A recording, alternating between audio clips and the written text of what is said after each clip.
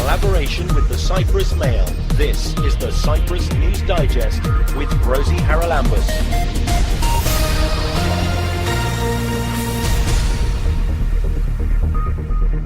Coming up this week, the UN Special Advisor expects Cyprus talks to restart very soon. I strongly feel that 2015 is going to be a decisive year. The row about the high price of pharmaceuticals on the island rumbles on. There is a law which says that the prices of pharmaceuticals in Cyprus have to be set by the government. We cannot change that. Only the parliament or the government can change the way they calculate the price of pharmaceuticals. And we meet science broadcaster Quentin Cooper, who's on the island to give FameLab contestants a masterclass. Kids love science. They love the explosions and the colours and sense of the universe. They want to know about dinosaurs and faraway planets and things like this. Then we do something to them around about the age of 12 or 13 where we put them off science by bombarding them with equations and boring stuff and things that make the science seem detached from the real world. The UN Special Advisor on Cyprus, Espen Barth Eider, held a press conference earlier this week in the UN-protected area in the Nicosia buffer zone. He said he was very hopeful that the reunification negotiations could resume very soon, in fact pretty quickly after the elections which are due to be held in the Turkish-occupied areas on April the 19th. Apologies for the fact that the beginning of his speech is somewhat drowned by a helicopter flying overhead. This is what he had to say. Many of you will remember that on the 17th of September last year, the two leaders of the Greek Cypriot and the Turkish Cypriot community gathered here and declared to move into the next phase of talks, structured, substantial talks. In the weeks preceding and just after that event, we had thorough and serious and very constructive meetings on how this substantial phase of the talks should be organized. But you will also remember that a little bit less than a month later, on the 7th of October 2014, the meeting that was planned then was cancelled. Mr. Anastasiades suspended his participation in the talks, and we moved into a phase which I will describe as the hydrocarbons crisis. The hydrocarbons crisis has many roots, but the key issue is that, at least it seemed at the time, that Cyprus was moving very quickly into a hydrocarbons economy, and that this was happening before the Cyprus issue itself was solved.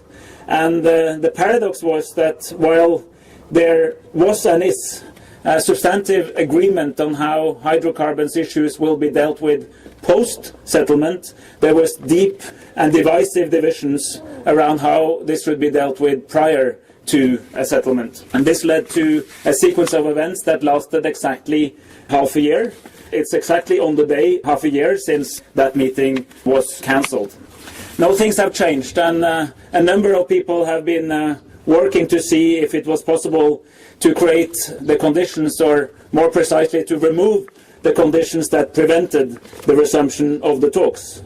And I'm very happy to share with you that my judgment is that this is now the case, that the stated reasons why talks could not happen are gone, at least for the foreseeable future, and that makes it possible to prepare for the resumption of talks in a structured, results-oriented and fast manner. But even more importantly than what I think about this is that I have shared this perspective with both leaders today, with Mr. Anastasiades, representing the Greek Cypriot community, and Mr. Levish Erolu, representing the Turkish Cypriot community, and they have both agreed that circumstances are now right. And let me here quite precisely quote what I heard from Mr. Anastasiades today, making reference to the fact that the seismic vessel Barbaros is already left Cypriot waters, and the fact that the Navtex that expired at 12 o'clock yesterday is not and will not be renewed, and that there is no overhanging threat. He declares to me, he informed me, that he was ready to lift his suspension, or lift the suspension of his participation in the talks, and that he looked forward to engage in constructive dialogue with whoever emerges as the Turkish Cypriot leader after elections happening in the north. I also share this, of course, with Mr. Eroglu, and that means that I see no obstacle to a very early resumption of talks once the election process in the north of Cyprus is done. It's also very important that both leaders agreed with me that when we meet again, we will pick up from where we left. This exact wording was used by both sides, and I very much agree with that. We had done substantial preparations for the next round, so while we did lose half a year, we also know where we will be starting. The UN has been ready all the time. My team, working both here and also in New York and engaging the Secretary General on many occasions on this, have been systematically preparing for the return to talks by looking into our reading of where the two sides stands and where possible bridges can be made between the starting positions of both sides. And I'm also aware that the negotiating teams, both on the Greek Cypriot and the Turkish Cypriot side, are making their own preparations for this phase.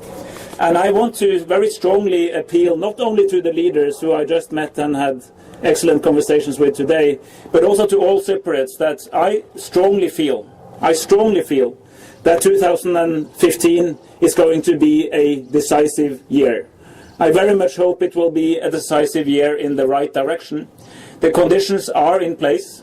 We also have behind us a crisis that illustrates the broader dimensions of the Cyprus problem and why it is maybe more important than ever before to work towards a settlement in line with the joint declarations and the principles already laid out both there and also in the statement that was presented here on the 17th of September, where the two leaders agreed to bridge the gaps through real negotiation on unresolved core issues and to increase the pace of their meetings, and through that to increase the frequency of their meetings as appropriate and hold meetings at least twice a month as leaders, and then the negotiating teams will meet much more frequently and work very seriously on all these issues.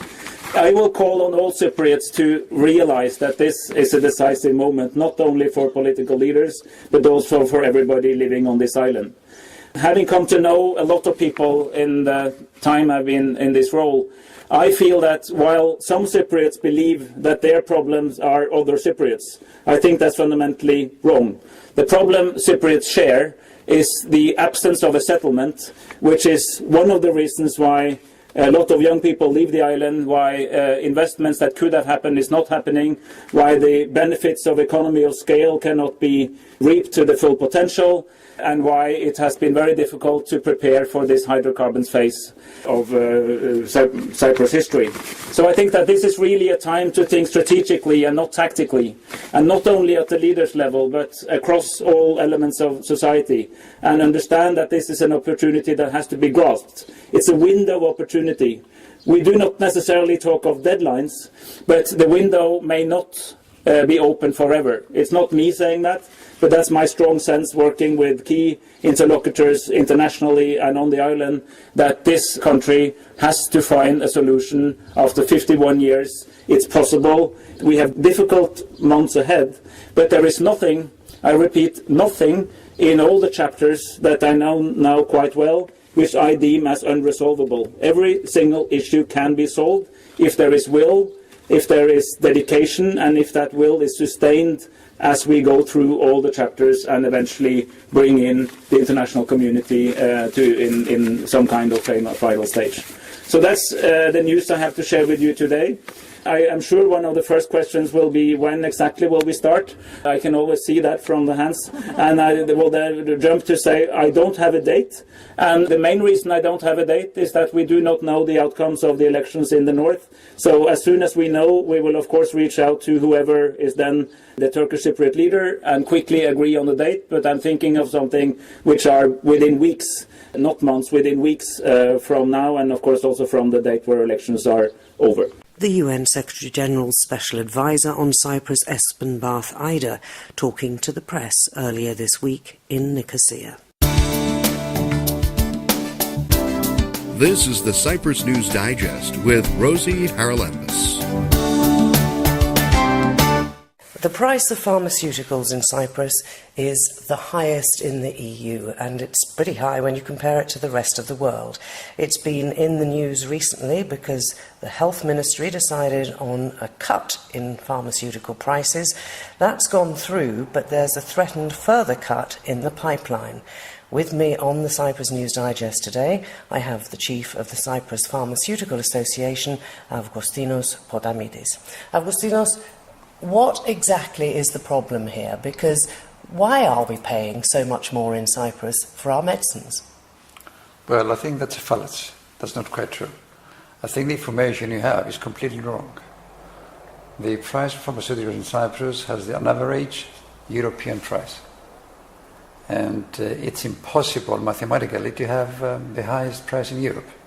But the World Health Organization did issue a report, I think last year, saying that our prices were terribly, terribly high. In fact, I'm sure it was they who said they were among the highest in Europe. Well, I think they're wrong. I mean, look at the way that we calculate the prices in Cyprus. It's very simple, and I think it's simple for everybody to understand. You have a basket of countries, one country which is highly priced, one price with the lowest price in Europe, and two countries for the middle of the range.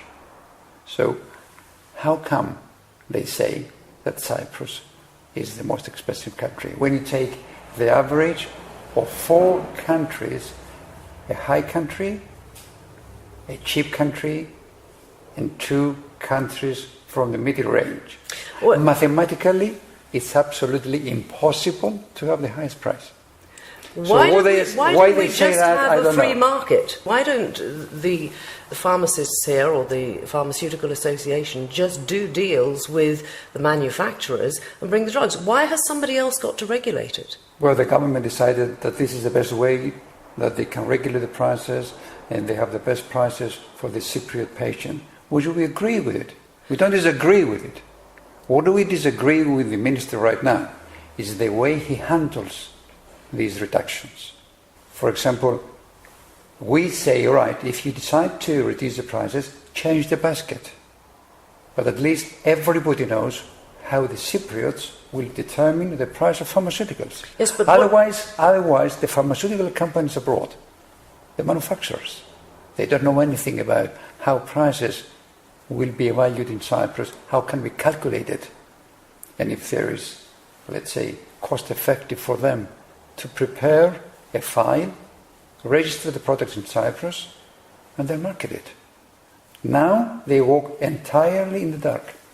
It's still not clear to me why, when we're talking about products that people have to buy, that there is interference in setting the price. And I think among that interference isn't there a law here that guarantees pharmacies something like a 30% profit?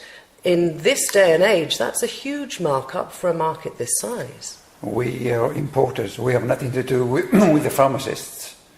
But is that part of the problem, is what I'm saying? It is part of the problem, yes. Perhaps it is. I think they should reconsider some of the, let's say, profitability or the profits they have given to the pharmacists. It's not my job to say what they have to do. What we're interested in, and I agree with what you said before, that it's a free market.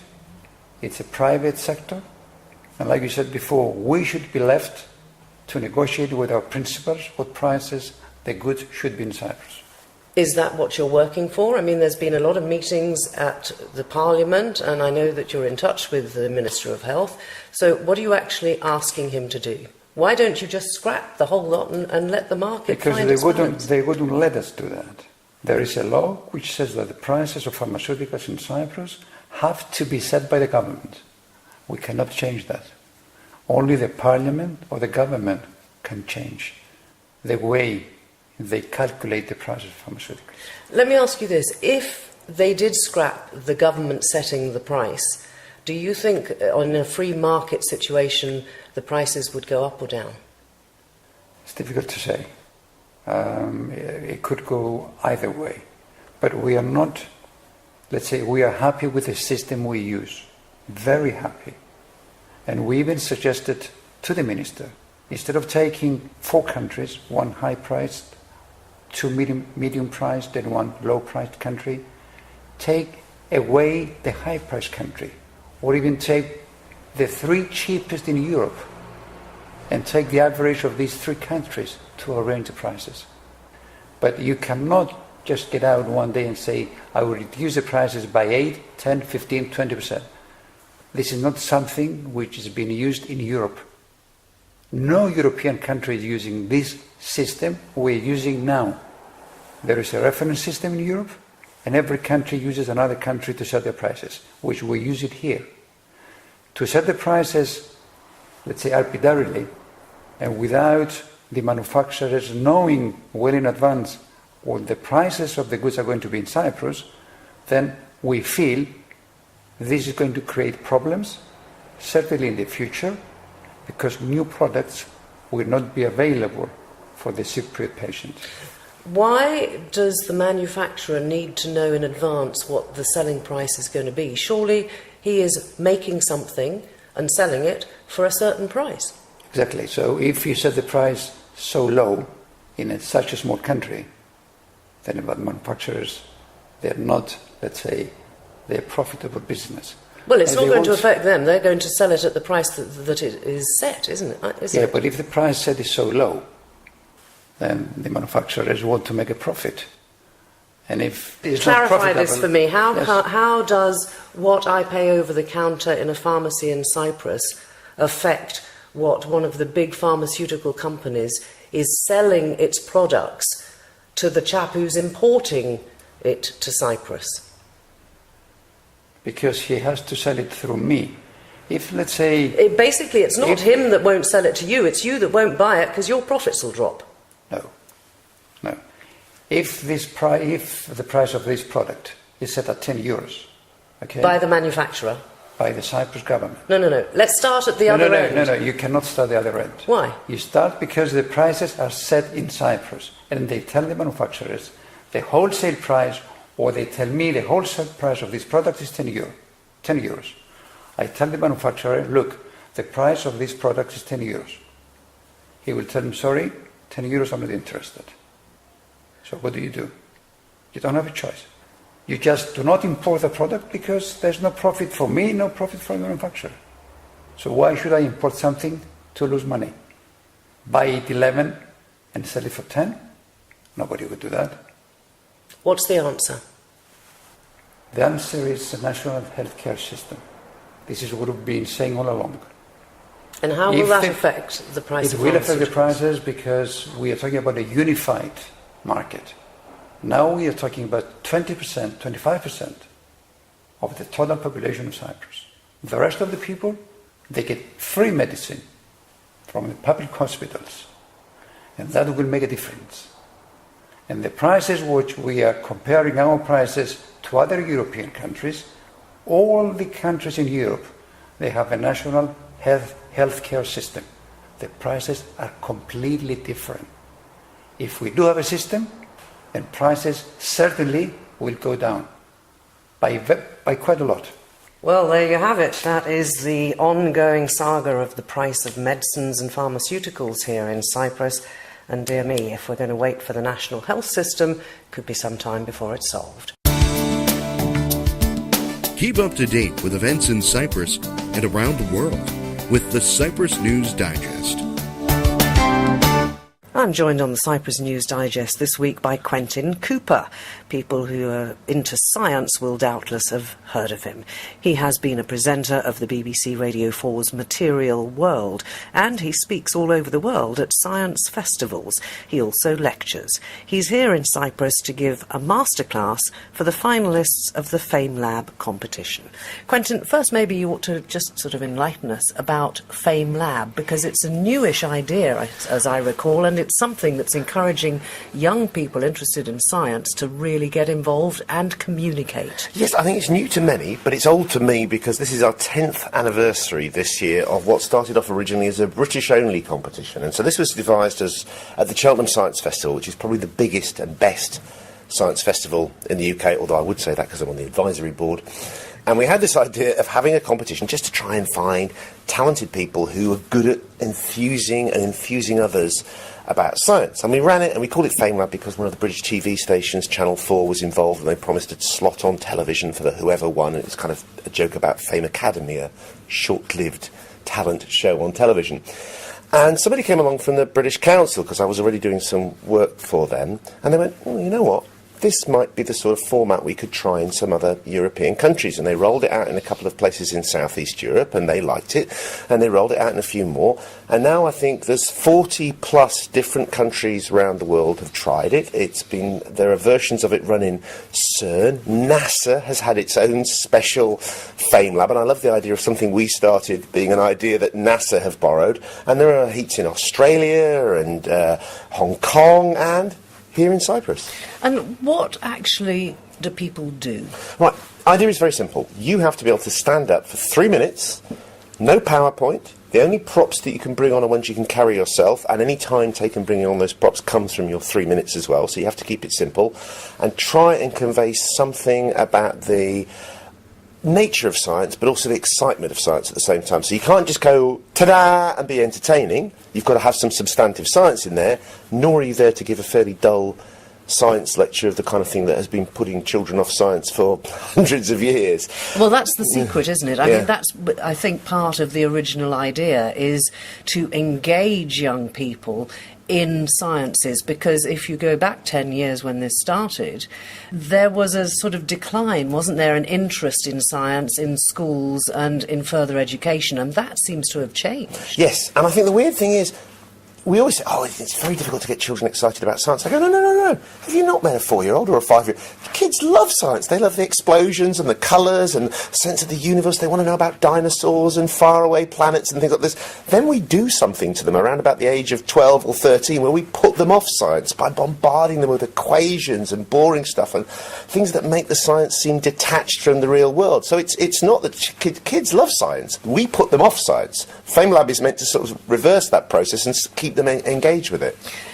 Is there also a tendency for people who haven't benefited from engaging science, that they don't realise that it's all around us every day? It's a very good point. I think if you come up to a lot of people and say, I've got this amazing story to tell you, and it's a science story, they go, oh, science, I'm not interested.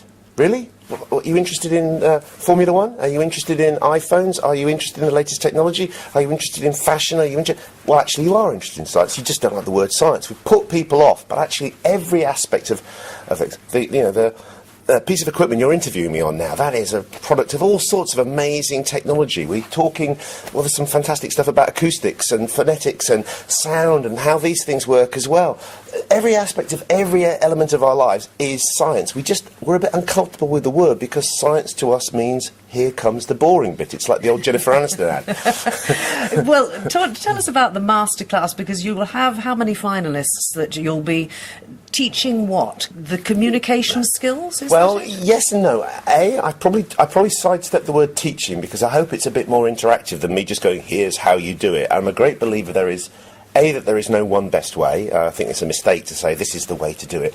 And B, these are the young lot. These are the ones who are kind of taking over from me. So I don't want to say, here's how you do it just like me. They're going to have ways of doing it of their own, which we've got to encourage. So there's 10 finalists, but only 8 will be there for this weekend because one of them, for instance, lives in Canada, so it's a bit tricky for them to pop over for the weekend. They will be obviously coming back for the final. And I will try and talk about interviewing, the very thing we're doing now.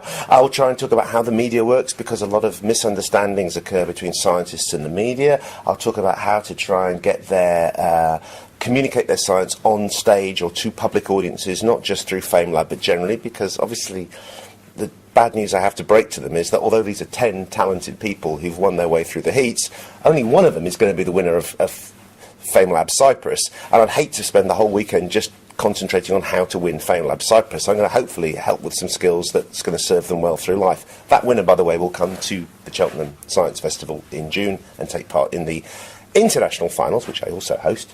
So I'll be seeing one of them again later as well. And then there'll also be various exercises. They'll get to have some fun. They're not going to just sit there being talked at. Most of the time they'll be doing things. And you do a lot of other things as well as all the science stuff. You're into films. You've been a film critic. You are a film critic, Still I am a think. bit, yes. And you're also into music, I think. Now, that fascinates me because people always say that music and maths are connected. Yep. What about music and science? Surely they're connected too. Well, yes. I mean, I also, when I say science, I do tend to take the very broad definition, and you can get stuck in these kind of pigeonholes where engineers go, oh, we're scientists too, or we're not scientists. Mathematicians, if I say science, I'm meaning anything really that is maths, technology, and engineering, and all the other things, physics, biology, chemistry, and all the other branching things of science.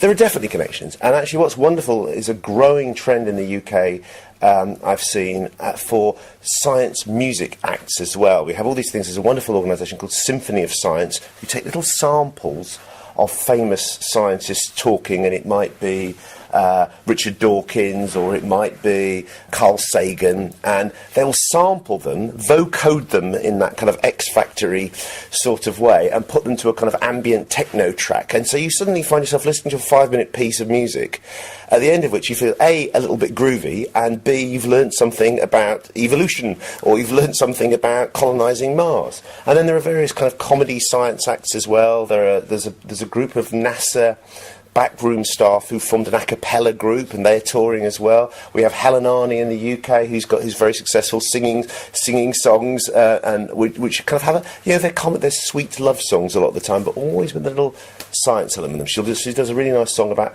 the sun, and the sun feeling kind of slightly neglected and underappreciated. Oh. Have you got a particular area of science? You mentioned the planets a couple of times now. Is there a particular field that appeals to you more than the rest? I like linking different things. I like linking film and science and music and science, and I like finding links between sciences.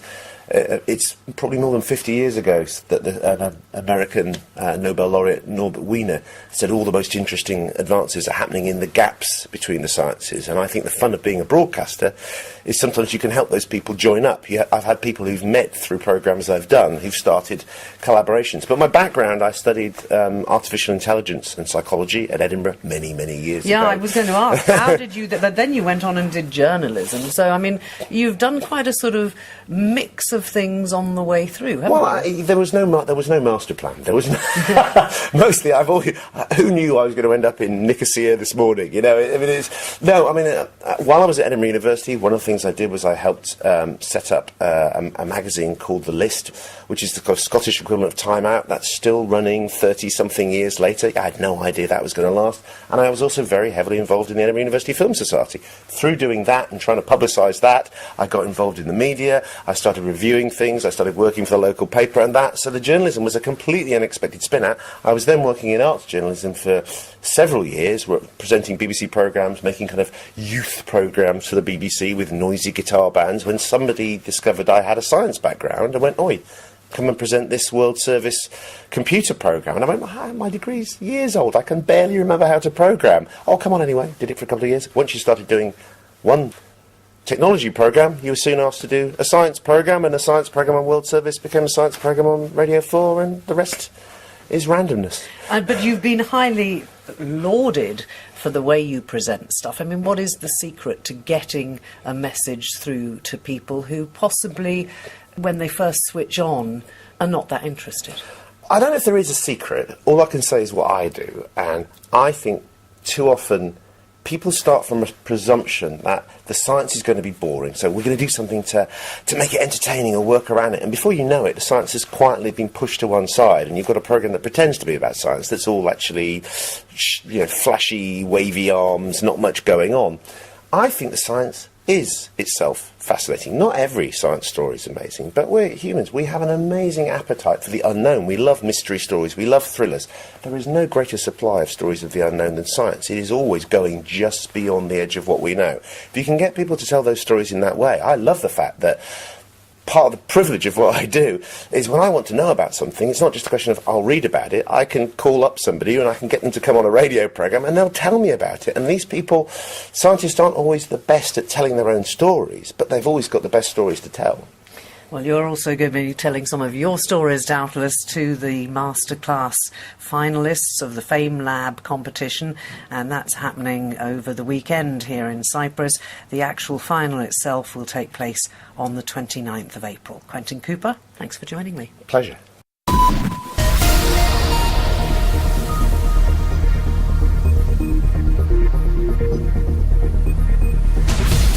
And that about wraps up this edition of the Cyprus News Digest. As it's Holy Week here in Cyprus, let me wish you a very happy Easter, or Kalon Pascha. Hope you'll join me for the next edition. But until we meet again, take care and God bless. Bye-bye now.